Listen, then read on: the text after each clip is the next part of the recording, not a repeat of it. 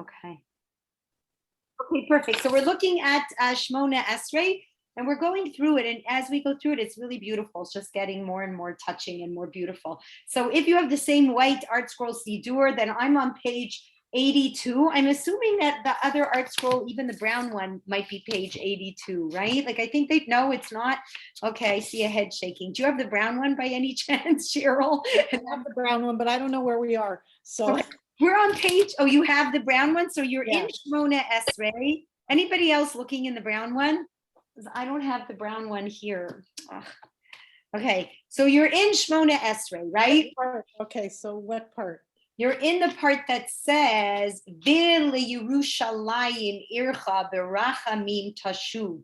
So the heading on top, it says, Binyan Yerushalayim. Now we're already starting to ask for Jerusalem. It's very interesting because last week, remember, we said, like, Hashem, take care of all the tzaddikim, take care of all the righteous people and the chassidim and all the people who are still willing to be a teacher in today's world, and like all of us, you know what I mean? Like, take care of all of us, right? And bring us, like, remember, we're saying it's very hard for us, right? It isn't an easy reality. And we're asking Hashem, like, give us, you know, schar tov, like a good reward, right? A good reward. What's the best reward? Would be to see like Hashem's glory and to see this world in peace. That would really be the greatest reward. That would be the greatest reward, right? So please, you know, give us, like, blessed are you, Hashem, yeah, mainstay and assurance of the righteous. You're the one who takes care of the righteous. And then it says very interesting thing. It says, Vil Yerushalayim, and to Jerusalem, Ircha berachamim tashuv. You should return with great mercy to Jerusalem, to the real Jerusalem. Like the Jerusalem that we see today is a very beautiful place, but it's a very mixed up place, right? There's like the holiness of the Kotel, and then there's like bars and gay parades. Like it's a very interesting dichotomy. So when we're talking about like bring us back to Jerusalem, we're talking about Jerusalem in its purest form.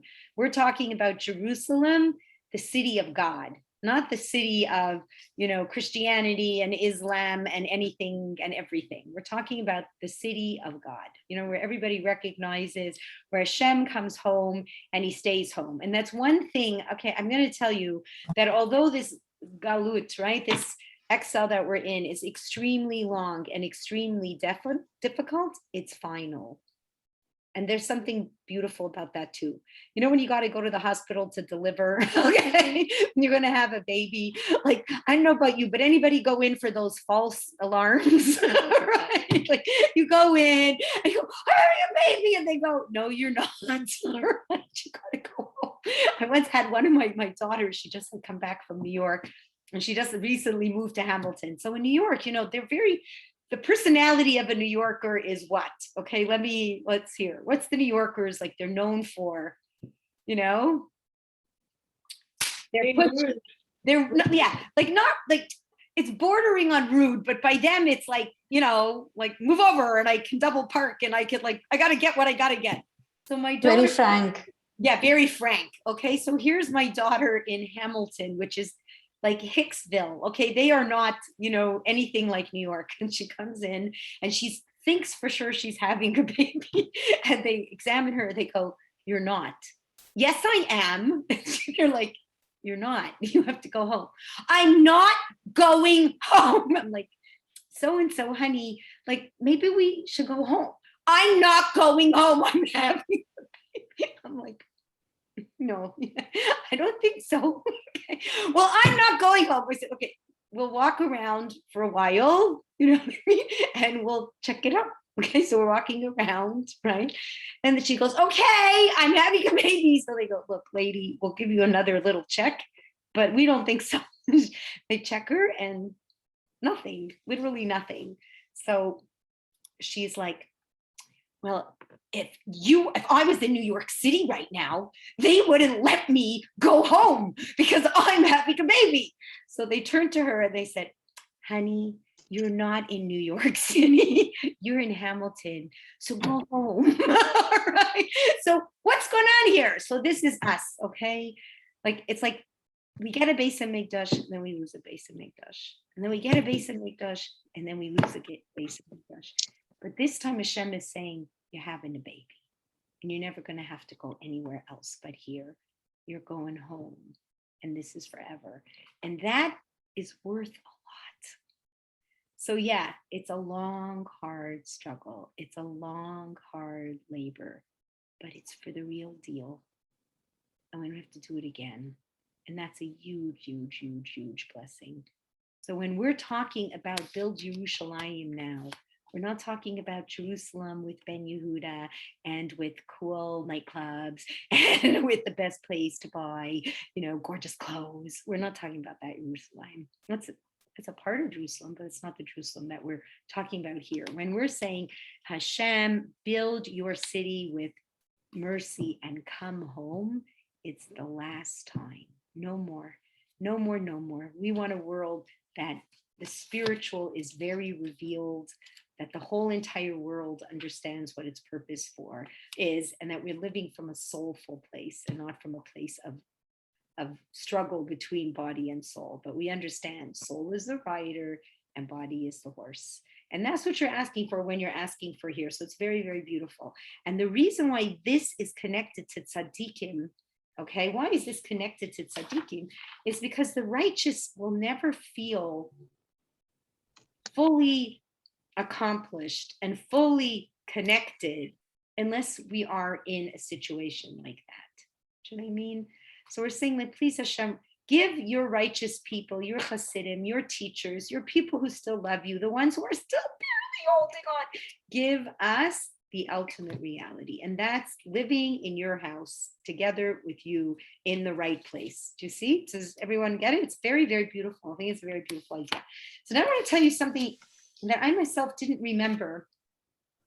And now, like we gave everybody, I think it was in memory of Face Star, we gave them this prayer that the Ramchal wrote, and I keep it in my siddur. It's a very beautiful prayer, and you know where we say Shema Kolenu, right? Which we did before, where we say Shema Kolenu, and we put in like the things for ourselves that we want. You have like a place for a lot of private prayer, and we haven't done it yet. Sorry, it's going to come next. So Shema Kolenu is a very special part where you could put a lot of your own private prayer, and I'm going to show you exactly what I mean. But there's also some very pretty written prayers. And so this is the Ramchal's prayer, and I'm going to read it to you. And in this Ramchal's prayer, you're also asking for the Geula, okay?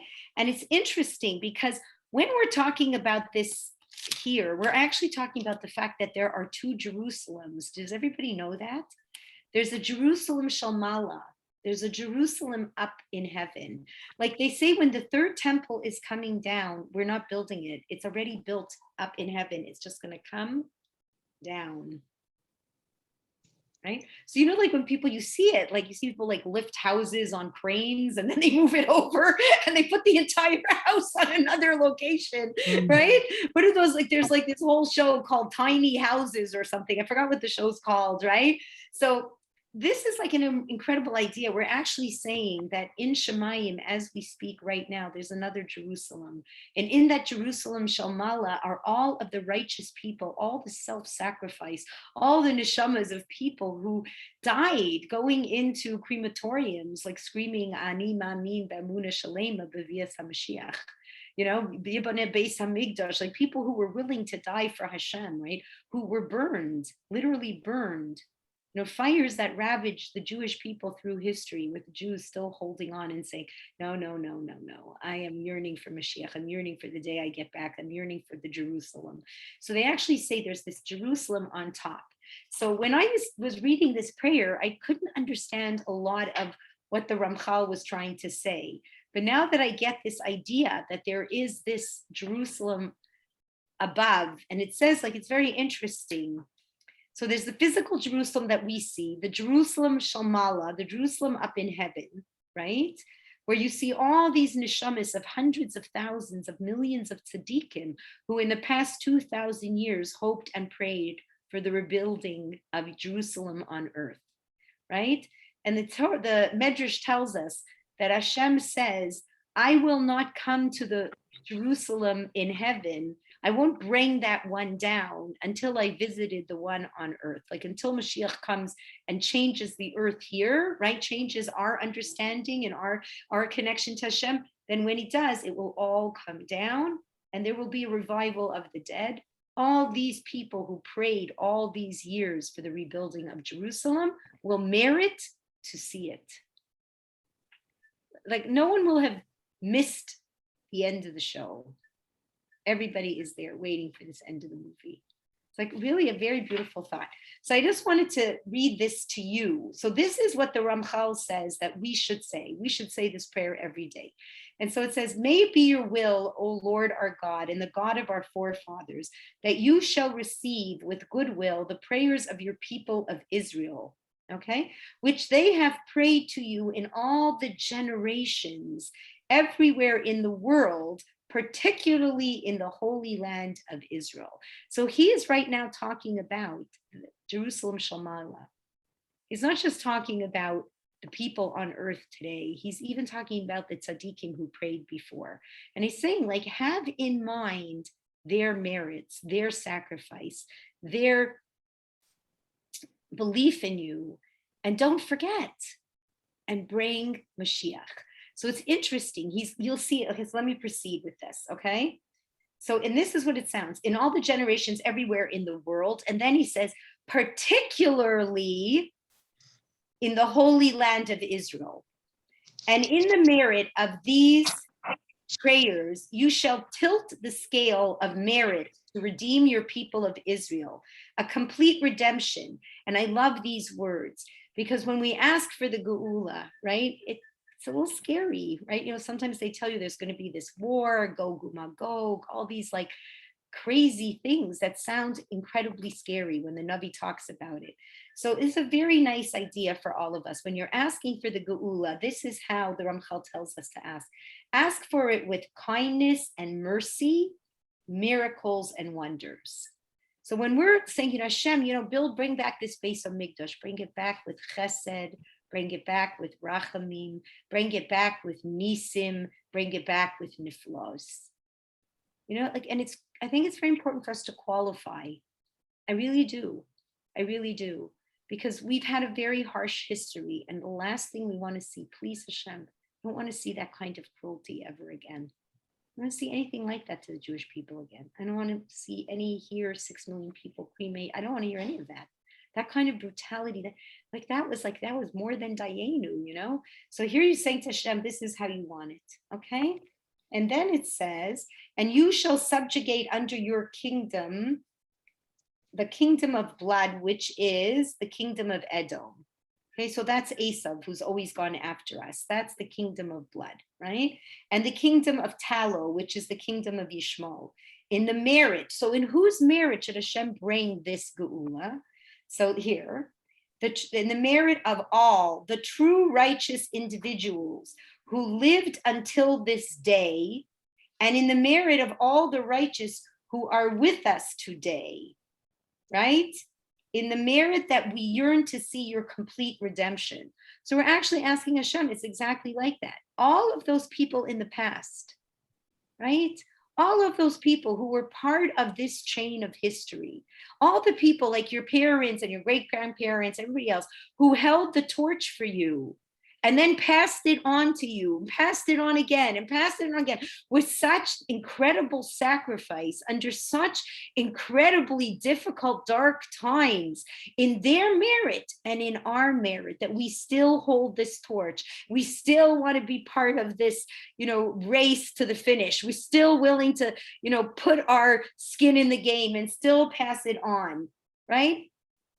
The Jerusalem Shalmala and the Jerusalem Shalmata. These people still live in Jerusalem, yeah, who have to witness everything that's going on and that can be so carried away and so swayed by a really dark and secular message. And they're still willing to live for Hashem no matter what, right? And really sincerely, like a lot of times you're in Eretz Yisrael, you're blown away, right? Like Henny Machlis, who had 100 people every single Shabbos at her table. Like, what?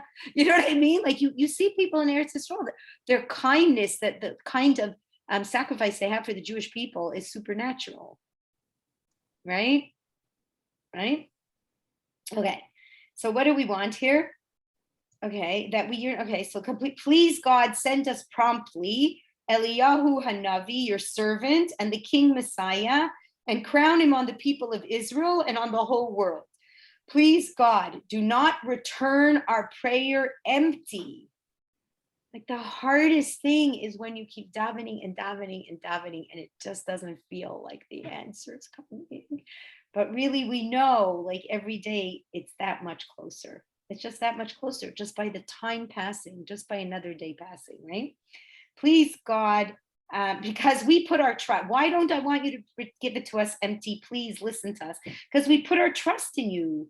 Please answer us and do not delay your response. For your salvation, I yearn. May my words and contemplation of my heart be received with goodwill. God, my rock and my redeemer. So it's a very, very beautiful prayer. If anybody wants it, you know what? I'll try to see how to send it to you guys. I'm not sure. Like maybe I'm not sure how to do it. Like I take a picture of it, or how do you do it? You take a picture of it and then I do what? Okay. Then I email. Yes. Okay, yes. email to myself and then forward it. And forward it to you. Okay, it's a beautiful, beautiful prayer that goes right into this concept right here of this idea of the two Jerusalems and of people in the past still davening for Mashiach, waiting in Shemaim, waiting in this, supernatural Jerusalem that's going to like come down and cover up the other Jerusalem. You know what I mean? The one that we have right now. Okay, so let's look for a second. And let's see what some of the words mean. Okay, so what do we want here? We want Hashem to return Yerushalayim Ircha, your city, Barachamim Tashuv. So why in mercy? Why are you asking God, like, just have mercy on us? Why are you asking for mercy? When you ask for mercy from someone, what are you really saying to them? What are you saying when you say, please? Forgiveness. Forgiveness. What are you really saying? You don't deserve it, okay? When you're asking for mercy, you really understand that down deep, you're not really so hotsy-totsy, you know what I mean? Like just have mercy, you're right, I said something silly, I was chutzpahdik, I was this, I was that. So I want you to, I was talking to somebody today, and they're under a lot of, like their family's going through a lot of really bad trauma. And I was thinking, and I was telling them, what, I think that the people in your household, instead of fighting, what you need to do is focus on mercy. And you need to focus on being merciful to each other, because the more merciful to each other you will be, the more merciful Hashem will be to you.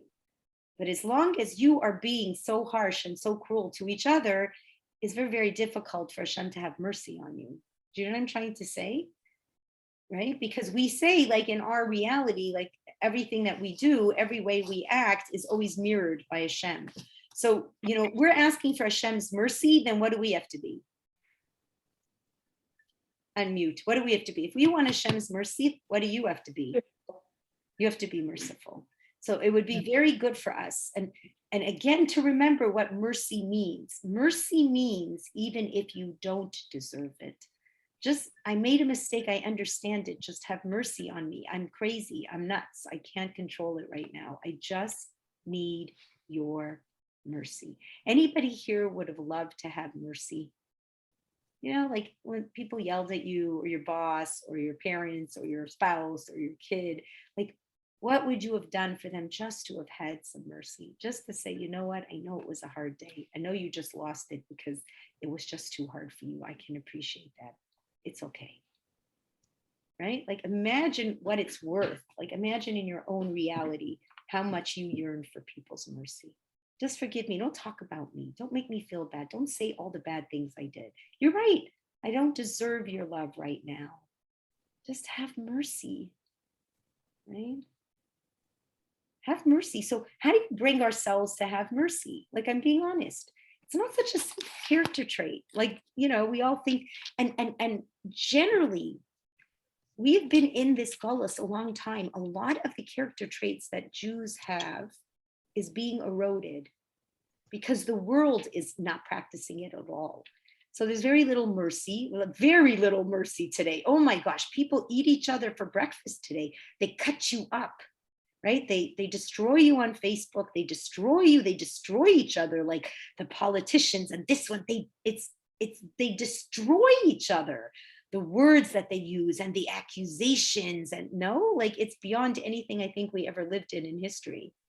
People may have felt it, but there wasn't this opportunity to destroy you publicly the way there is today. Right? That's why, really, it's not a joke. Like people with the cyberbullying and people wanting to commit suicide because people can destroy them. These kids in high school, like you can make fun of this kid and you send it to the entire high school in less than 2 seconds, right? So we have to be very careful because mercy is being worn away. And another character trait is the concept of baishanus. Baishanus is shame, like the ability to blush. People walk around half naked. They don't think twice about it.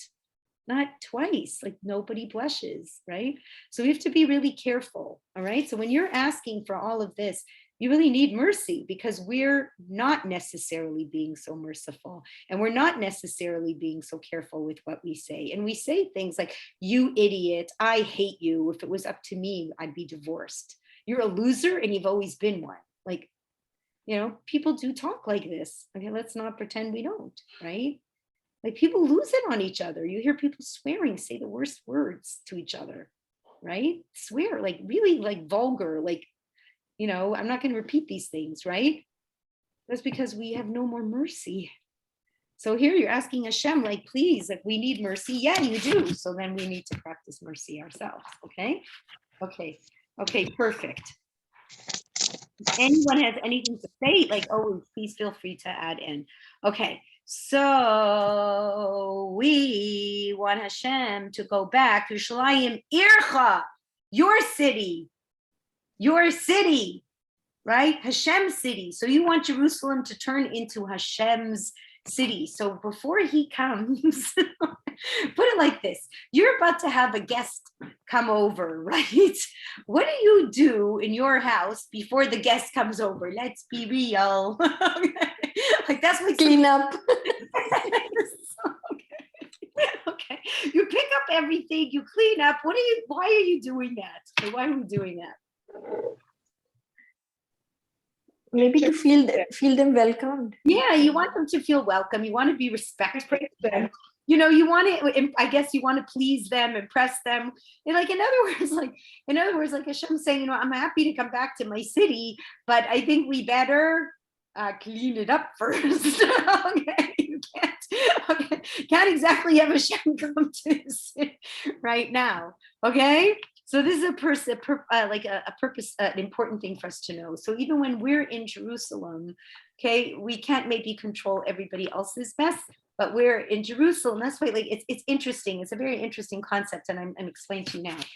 A lot of people ask me, do they have to cover their legs below the knees, below, like you have a skirt, it's a hot day, it's the summer. So people ask the question, like, do I have to wear, knee highs or tights in the summer? What's the answer to the question? Does anybody know?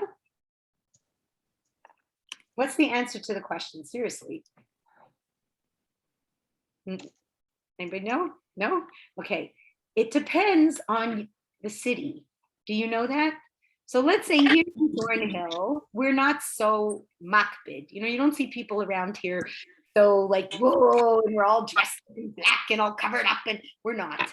So we don't have to be extra careful. So in Thornhill, it's not considered such a terrible thing if you don't wear pantyhose that cover up your calf.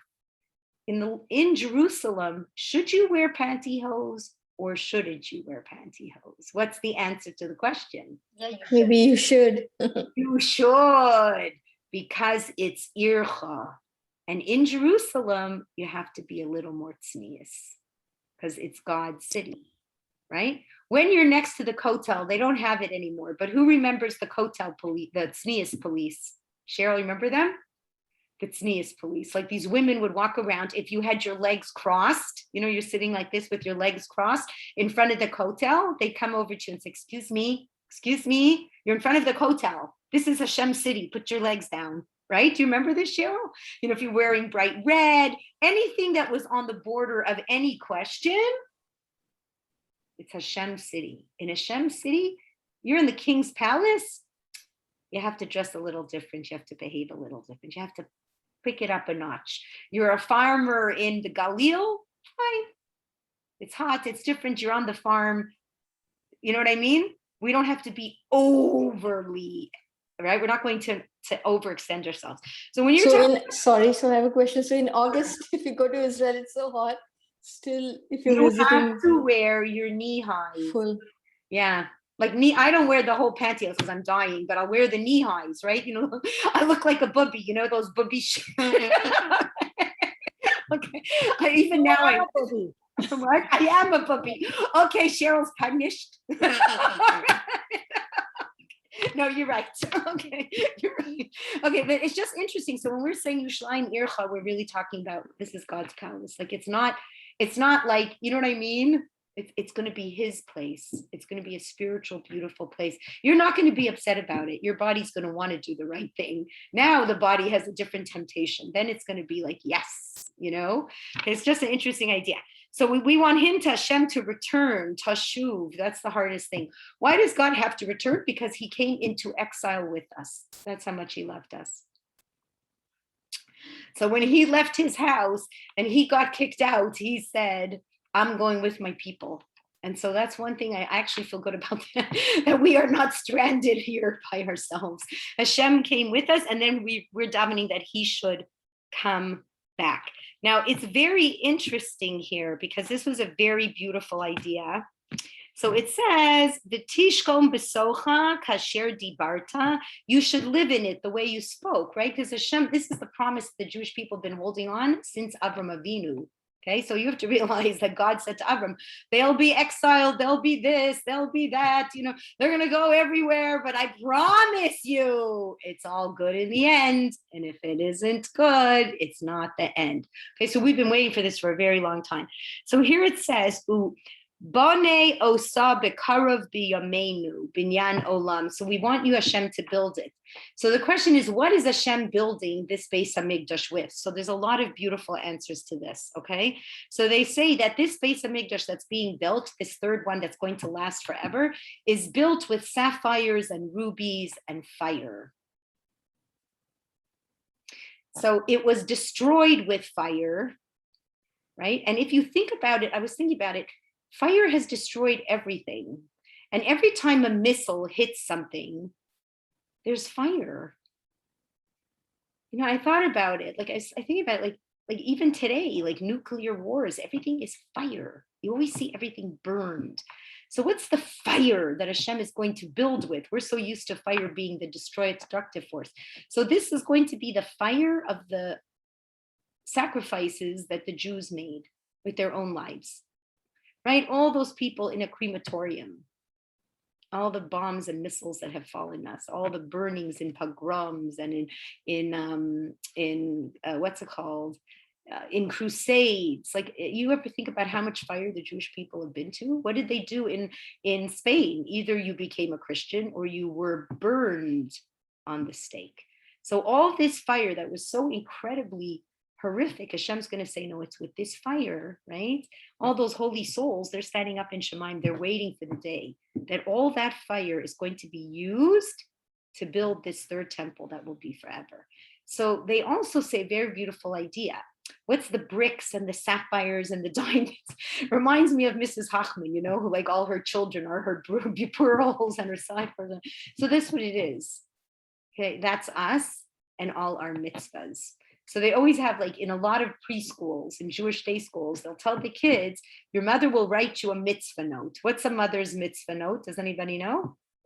Anybody know what a mitzvah note is? Okay, so your kid is at home and they do something nice.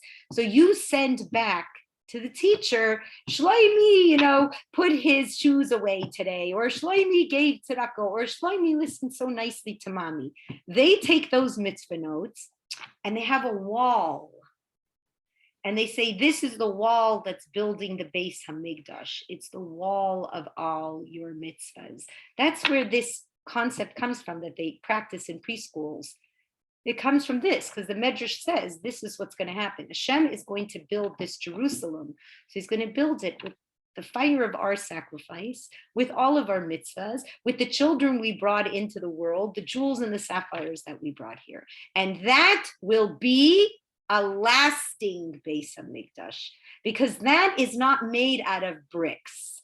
Bricks can be destroyed. Mitzvahs can never be destroyed. They're spiritual, they're eternal, right? Your self-sacrifice is eternal. This will be the last Beis HaMikdash. It will never be destroyed because it's made from eternal material. Such a beautiful, I love that idea. I thought it was so beautiful. Okay. That's going to be an eternal reality. Okay. So now, so what do we want? Okay, so we want to go back. Okay, and binyan olam. What is a binyan olam? What I'm saying, it'll last forever. That's it. The final Beis HaMikdash. Now, when it says bekarov, very soon, build this Beis HaMikdash, bekarov, close, biyamenu. What does that mean? Close and in our days. What does that mean? What are we asking Hashem when we say that? Come on, unmute Steve. What do we mean when we say build it soon and in our days? We want to be alive to see it. Exactly. Suzanne is 100% right. Who doesn't want to be alive to see it? We want to be alive to see it, right? If we don't see it, we'll be like my father. It's all so good. But originally, and in your intention is you want to be alive to see it. If you're really yearning for something, you want to see it. So you're asking Hashem, like, we're trying so hard. We want to see it. Is that unreasonable or is it reasonable? Reasonable. It's very reasonable. You'd be a fool to say, okay, good luck, God. Hope it happens pretty soon. I'm out of here. No. That's this whole idea of what the Ramchal is saying. Now, we want Mashiach now. We don't want our prayers not to be answered. We don't want to feel like we're talking to someone and no one is listening. We don't want to have to repeat more sacrifice, more this, more that. We're saying right now, right here, right now, right? And even if it doesn't happen right now, then let it happen tomorrow. And if it doesn't happen tomorrow, let it happen the next day. I want to be alive to see it. And if I really say it that way, then what does that mean to Hashem? If I really say, I really, really want to see it, what does that make Hashem think about me?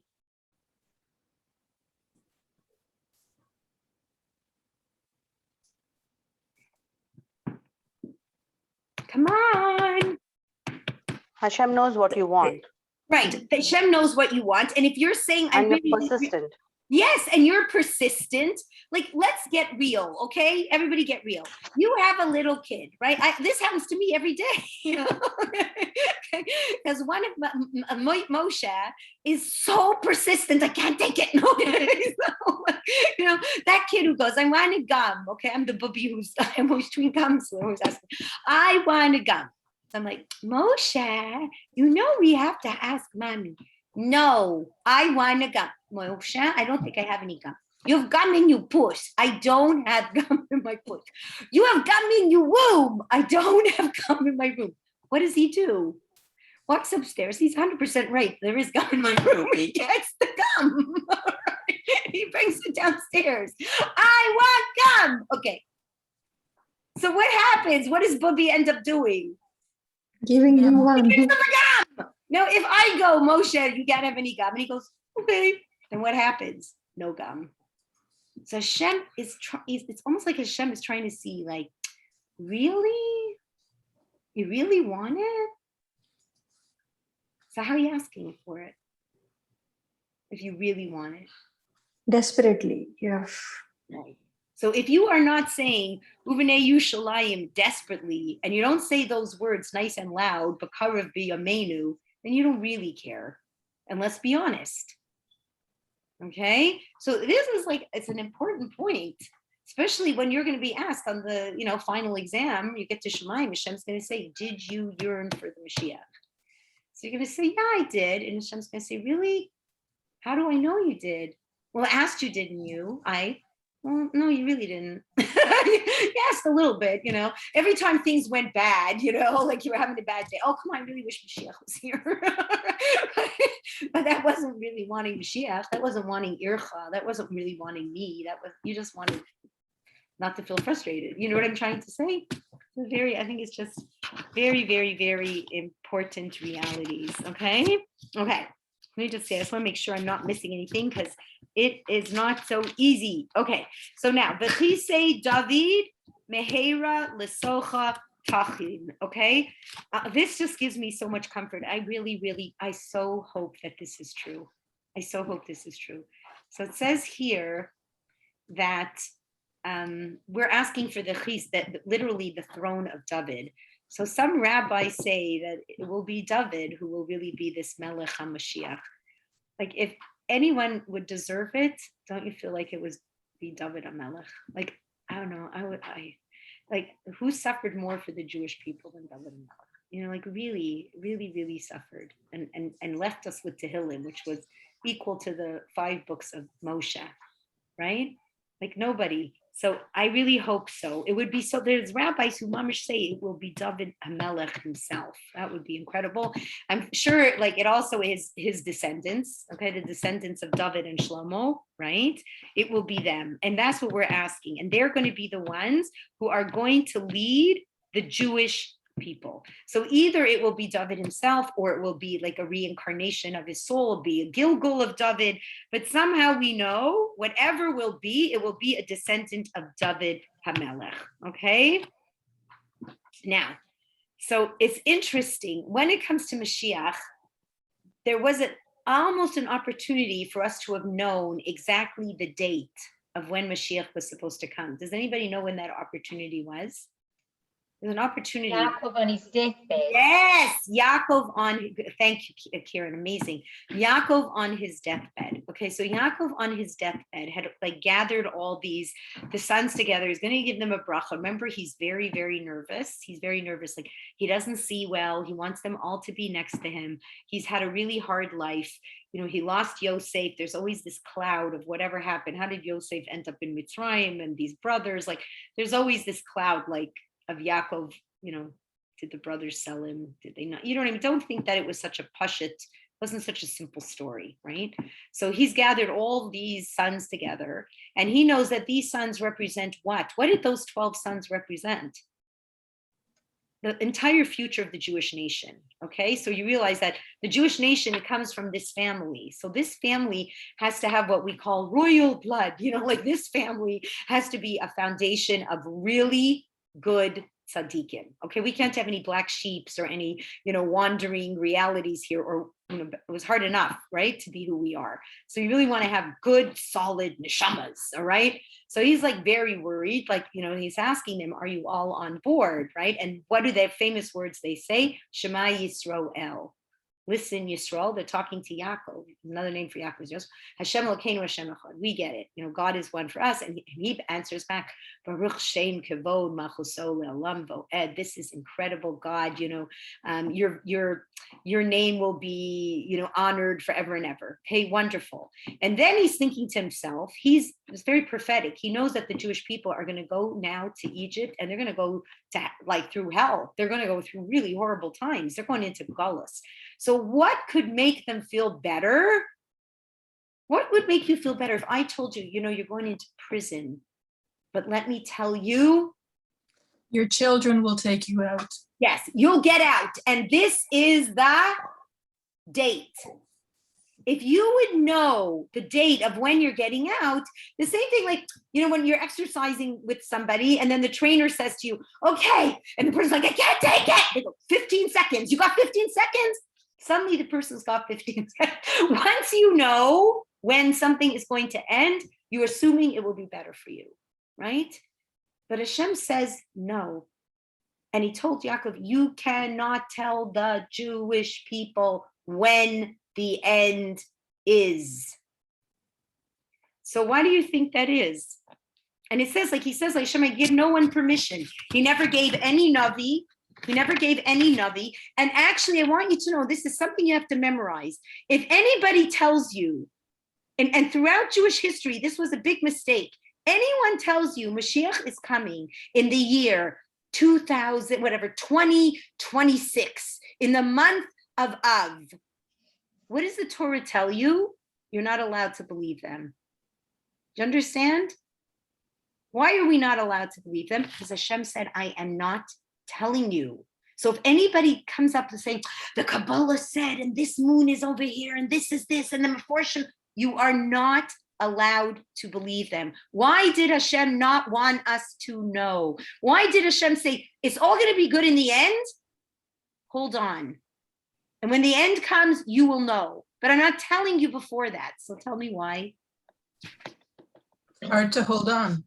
Okay, why would he want you to know? No, but it's even harder to hold on in some ways if you don't know when the last day is. Like, how many of us? No, because you can hope it's tomorrow. But if you know Okay, it's not tomorrow. beautiful. Okay, beautiful. So, okay, Sandy, a beautiful answer. So one Sandy is saying, if you don't know when it is, then it can be tomorrow. It could be any day.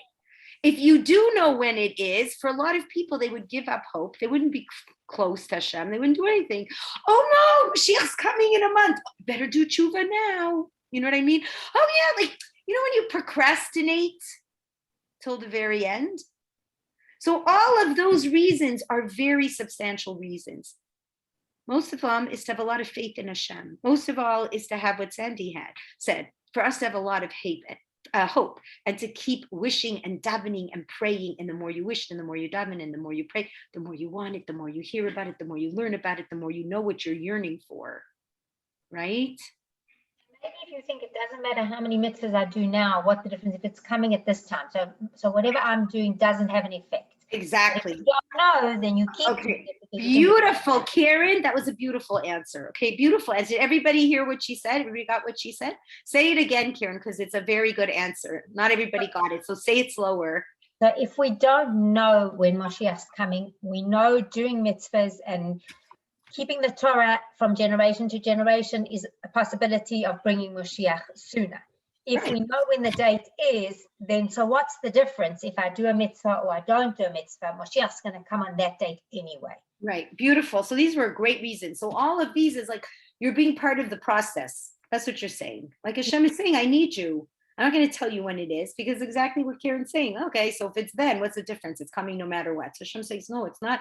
And not only that, you can make it come sooner. Your actions can make a change. If you get to see it while you're alive, amazing. If not, you'll be in Jerusalem Shalmala. You'll be in the Jerusalem in Shemayim waiting. And when it happens, you'll be there cheering because you know you were there to help it happen. It's beautiful. It's just very beautiful ideas. Okay, so now it's very nice when you look at this because it says something very important that kind of fits into what we've been saying right now. It says here, Baruch Atah Hashem Boneh Yerushalayim. Boneh Yerushalayim means building it right now. Blessed are you, God, who is building Jerusalem right now. So it doesn't say, blessed are you, God, who will build it in the future, but that you are building it right now. So what does that mean?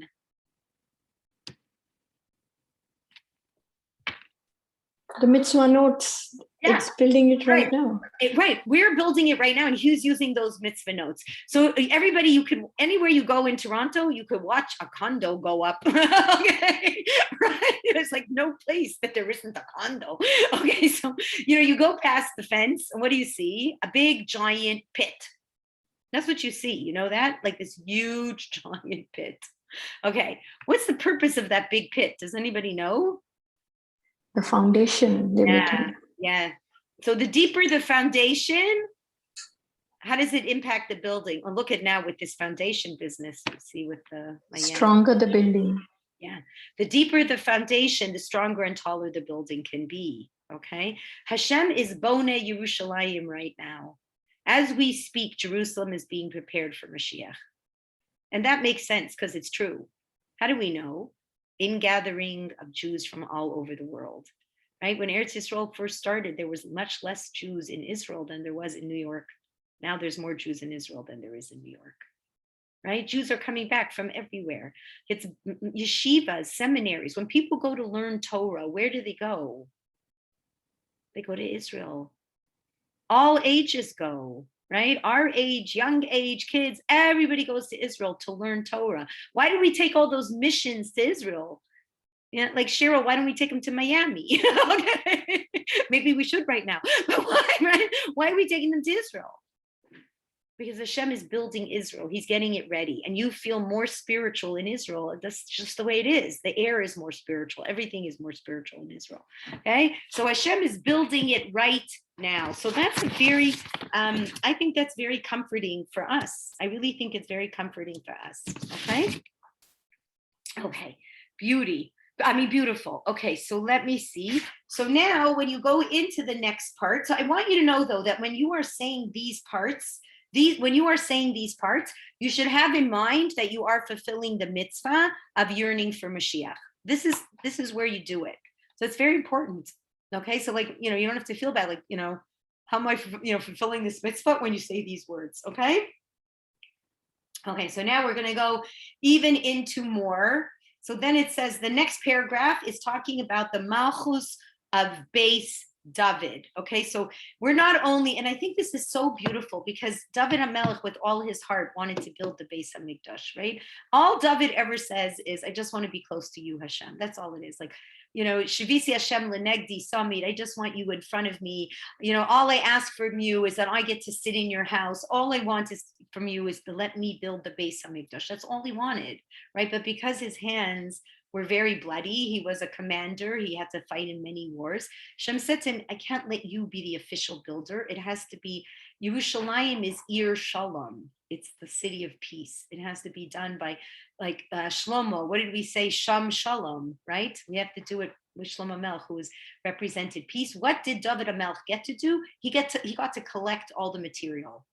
So it was David who collected all the gold and the silver and whatever they needed and the shulchan and all the materials that had to be made, he put it in. But now, at the end of days, Hashem's saying it's going to be reined in.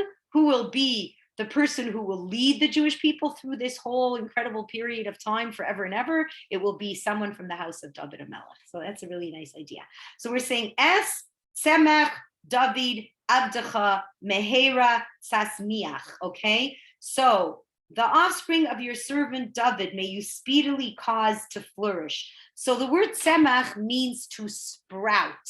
So there's something very interesting in the way the world works. Like, it's very interesting. How does a seed turn into a plant? It has to get crunched first. Yeah, it's down. Yeah, it's really, really, it's an interesting idea. Like, it has to disintegrate before it can come back. So that's like, a seed really is very representative of this idea of Tchias HaMesim, of a revival, where something looks like it's dead, but then it all will come back. And that's something that we have to, like, it's one of the 13 principles of faith that we believe in. We literally believe in this concept of the resurrection of the dead, right?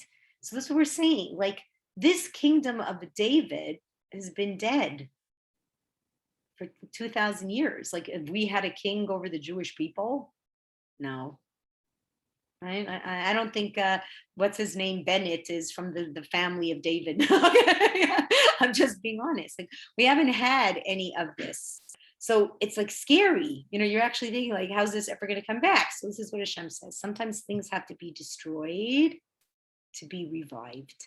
So this little tiny seed, it's really, when you think about it, it's absolutely crazy, right? Like, this little apple seed, it's like a tiny goonish, a tiny nothing, destroys, and then it can become an entire tree with hundreds of thousands of apples over 20 years. Like, it's beyond. So everything that's happening is happening to teach us something. So we could look like David HaMelech's, dynasty. Where is it? Where did it all go? Right? All the Jewish people split up, and the 10 tribes are exiled this way, and 2.5, and the 2 tribes exiled this way. And where are we all? How are we ever going to come back? So it looks like everything is destroyed, but then Hashem will make it all sprout. We'll all come back together. It's like, such like really like beautiful things, like really beautiful realities. Okay, now, so when we're talking about here, so we actually asked a Karen here The karno means his horn.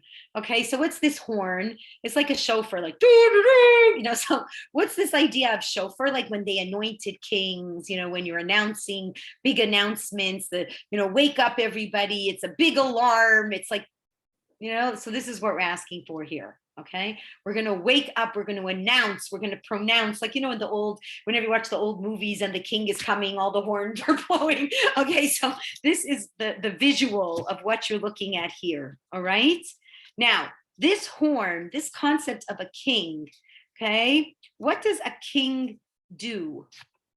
It's a very interesting idea. So a king protects, right, and a king defends.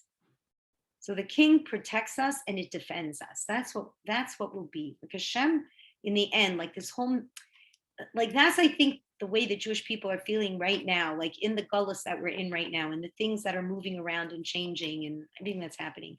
We want to feel protected and we want to feel defended, right? That's what you're looking for. Like these feelings are very real, all right? This is what we want. And this is the role that Mashiach will have. All right. So the question is, how is this all going to happen? How is this all going to happen? See, and it's very interesting. Where you see Bishuascha, okay, here it is. So let David Melech sprout, right? The seed is being broken. We're waiting 2,000 years, let it come out. The Karno Tarum Bishuasecha, and the salvation should come with this big blowing of the horn, right? And even it's very funny when you think about an animal that has like shofars, like the shofar comes from the horns of a ram, right? So what do those ram horns do? That's exactly what they do. They protect the animal and they defend, like he has to go on the defensive, he has to fight with them. So this we're saying, we need this reality. The Jewish people need this defense and they need this protection. Like we are surrounded by enemies. There's no question. Oh my gosh. Okay. So then it says, Ki lishuascha kivinu kol hayam. Because for your salvation, we hope every day. So I was listening to a rabbi whose name is going right out of my head. And he's a very good rabbi. And he gives this whole speech on what it will be like when Mashiach comes. Like he's really into making it feel very, very real. So he told everyone, when I listened to that speech, they should take a pencil. I don't know if you have a pencil. If you have a pencil, you should actually underline the words, Ki lishuascha kivinu kol hayam. You underline it with your pencil. And here is where you really say, I am yearning for Mashiach on a daily basis. Here is the mitzvah. Okay, right specific. Like, right on the dot, right here. Okay, Ki lishuascha kivinu kol hayom. He said, if you want Mashiach to come, here is where you really put your heart into it. Okay, because Mashiach is really who? It's really Hashem's power. Like it's ridiculous. Like I don't want. That's a mistake that we make sometimes. Mashiach's going to save us. No, Mashiach is not going to save us. Hashem is going to send Mashiach as a messenger, but the person who's saving us is Hashem. Do you understand? What is it in English? What is that line in English? I'm going to tell it to you. I'm going to read it to you right here. And I'm going to read it from the Siddur because it's in the Siddur. For we hope for your salvation all day long. Okay. So all day long, we hope for your salvation. Okay. Where in the Siddur is it? What page? Right in Shemona Esrei. I'm not kidding. It's But where in page? Shemona Esrei? Can you show us? Yeah, Es Semech David Abdecha. Like, go into the Shemona Esrei where I'm reading. If you have the white Siddur, it's page 82. 109 in the brown, 109 in the brown, right where it says the Davidic reign or Malchus Beis David. The sentence, like I have it underlined. I can't believe I can't remember his name. He's very famous. He teaches history in a lot of the seminaries. He taught me what? Who I'm talking about? Baruch also had him as a rabbi. Okay, so anyway, I hope it'll come to me because I really would like to give him the credit. Okay, so Bishuascha. Okay, so Ki lishuascha kivinu kol. Okay. So I just have to okay. So what I like about kol hayom, it doesn't just mean every day, it means all day. Okay, so it's like every day, all day. That's a really beautiful idea. And we do, because every time anybody tells you like any kind of bad news, I think the first thing that you say in your head is, please Hashem, let Mashiach come. You know, this one is suffering, that one is suffering, please Hashem, let Mashiach come. And the more you hear about these bizarre, you know, realities and people's perspectives on, you know, the morality today, the more you say, please Hashem, let Mashiach come, right? Because it's so dark. So it is all day that you really are thinking about it, every day and all day, okay? Okay, so what will Mashiach do? Okay, it's very important. Like, here you are, I'm every day asking for this salvation, asking for this Mashiach.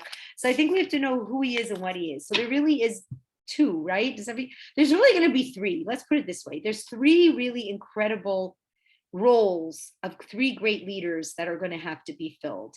One is Mashiach ben Yosef. Anybody know who Mashiach ben Yosef is going to unfortunately have to lead us in battle. There's going to be some kind of a physical reality of war. And if you look throughout Jewish history, like the Purim story comes with war, Hanukkah comes with war, Pesach comes with war. I don't think there isn't a holiday that the Jewish people didn't have to fight for their physical survival.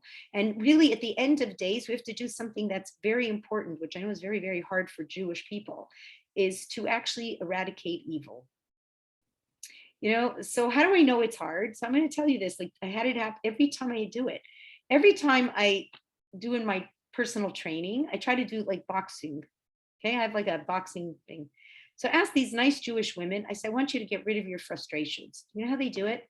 Tap, tap, tap. I go, no, no, no, no, no. Wham! And they're like, what? Like, tap, tap, tap. I said, wham. I said, we make a mistake. We sometimes think like it's always tap, tap, tap. But there is a time in life when you have to eradicate evil. And we're going to have to be ready to give it a wham. Do you understand? But we're not going to always be able to be politically correct and sweet. And no, it doesn't really matter. Yeah, there kind of is a God. There kind of isn't one.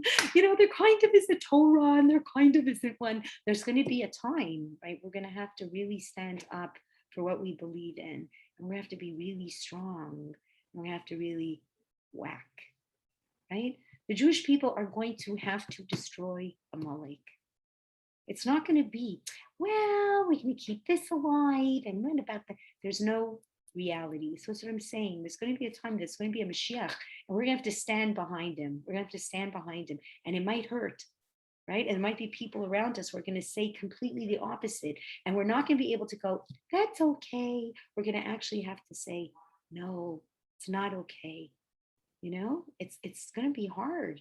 It's going to be really hard. I'm serious. Okay, so there's going to be that Melech HaMashiach who's going to have to do that. Then there's going to be the Mashiach ben David, who's going to fight the spiritual war, who's going to really enlighten everyone. Because as everyone is going to be seeing all these different crazy things, and really finally, we're going to have to make a real true statement on what is good and what is bad and what is true and what is false and close to God or not, right? And bad and good. We're going to have to really stand up. Like, is everybody understanding what I'm saying? Like, yeah. Okay, we're going to have to really stand up, right? He is going to be the leader of a huge tshuva movement, right? It's going to be a leader of a huge tshuva movement. The Jewish people will have to come home as Jewish people. We're not going to be able to come home as kind of Jewish. You know what I'm saying? Because Hashem isn't going to go to a city that's kind of Jewish. So this is going to be a big point in history, right? But if you look at the world that we're in right now, don't you want it to sort of have that clarity? Does everybody get what I'm saying? Like, do you like living in a world like this? No. And do you want your children to be raised in a world like this? You know, right? Like, I think we need this clarity. We yearn this clarity. Our souls want this clarity. People want to do what's right. And they don't want to be bullied into thinking everything is different than what they really thought. Do you know what I mean? Like, they don't want to be stripped of all these crazy things. So it was funny because when I started, I'm going to end with, well, I'm going to end really quick. Okay, but I'm going to end with this. You know, when we started, we said this idea of the tzaddikim, right? The righteous can never really feel like Hashem really loves them and he's there with them until they're really in Yerushalayim, until all this mess is cleared up, right? So I was reading that Rav Chaim Kanievsky like should live a long and blessed life. I don't even know. I think he's in his hundreds. I don't know. He's the last, like he's really like the greatest, you know, Gadol Hador. Like he's probably the most holy person on the planet, right? So he's saying that he sees that this is moving fast. Like the way we are in a world where people hate God and they hate his Torah and they hate people who believe in Torah, who study Torah. So Mashiach has to be coming. Like we're moving closer. I'm not giving you any dates, okay? But he's saying that we are moving closer and closer and closer and closer. And that's what we want, okay? So let's say our beautiful prayer of thanks, right? You guys Quick question. Yes, Quick sure. question. You said 3 of them: Mashiach ben Yosef, Mashiach Oh, and ben a Kohen David, and Gadol. And there will be a holy priest. There will be a Kohen Gadol. We'll go back to that reality. That will be also something to see. That will be like amazing. Okay, so I'm gonna just stop the recording. So it's probably gonna say